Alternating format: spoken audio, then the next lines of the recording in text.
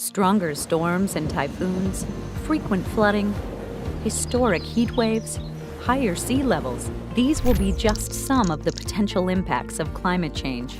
Asia's urban population is currently estimated to be 2 billion people. By 2050, this is expected to increase to 3.3 billion, representing 52% of the world's urban population. Unfortunately, cities in Asia also suffer from chronic stresses like traffic, pollution, flooding, and uncollected waste. They also have to cope with increasing intensity and frequency of extreme weather events. Climate change further heightens the pressures already straining urban areas. Access to potable water, affordable housing, and urban poverty are only some of the problems in cities. Due to the wide impacts, climate change has a multiplying effect on these stresses, thereby exposing cities to more serious disasters. One of ADB's responses to addressing these challenges is through the concept of urban climate change resilience. Integrating UCCR principles in the planning and management of cities can help with these problems. So what is UCCR?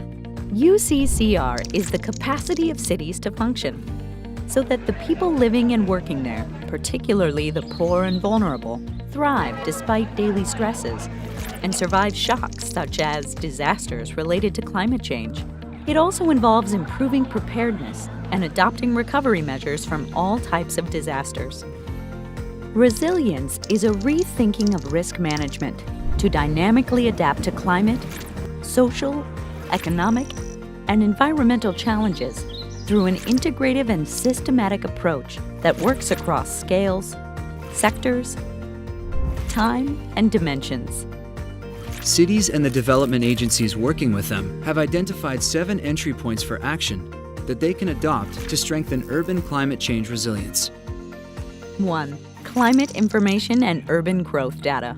Good information on the risks in an area and the extent to which the city's system and its citizens are exposed to climate change and its adverse impact on the stressors affecting the area is essential to make the right decisions at the right time and to take the necessary actions to improve resilience. Number 2. Urban planning. Urban planning mandates where and how a city develops and takes into consideration future growth and appropriate land use. For planning to be resilient, it needs to be informed by good data, integrate different sectors and scales, and be iterative and inclusive. 3. Infrastructure and services. Infrastructure and services for water and sanitation, power, roads and public transportation, telecommunications, ecosystems, homes and offices, hospitals and schools all need to be robust to withstand the impacts of climate change and the problems they bring forth. A resilient city makes sure that each of these crucial city systems has the ability to function well on a regular basis, build in redundancy in order to continue operating during extreme weather, withstand the pressures of urban stresses, and bounce back from disasters. Number 4. Institutional capacity. Knowing that something needs to be done isn't the same as having the know-how to do it.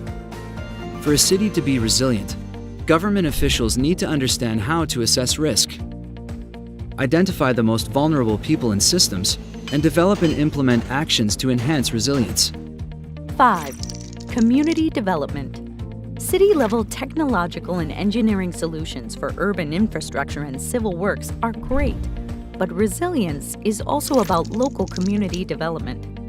Everyone, especially the poor and vulnerable, should understand the causes and drivers of risk and vulnerability and be supported to find their pathways to enhancing the resilience of their own households and livelihoods. Number 6. The private sector. The private sector drives economic growth, but it suffers substantial losses as a result of climate-related shocks and stresses. Businesses should invest in protecting their physical assets and supply chains. At the same time, they can work with governments through public-private and community partnerships to provide urban lifeline utilities, such as communications, energy, transport, water, and wastewater systems. 7. Catalyzing finance. All of the other entry points need resources, both people and money. Catalyzing finance is important to the success of resilience. And cities should use both proven and innovative approaches to access and program finances from public, private, commercial, and donor sources into projects that enhance urban resilience. Leveraging the potential of the 7 entry points will help ensure UCCR initiatives are able to support urban areas to adopt a systemic approach. That will help them to not only function, but also flourish despite the shocks and stresses induced by a changing climate and the disasters that come with it.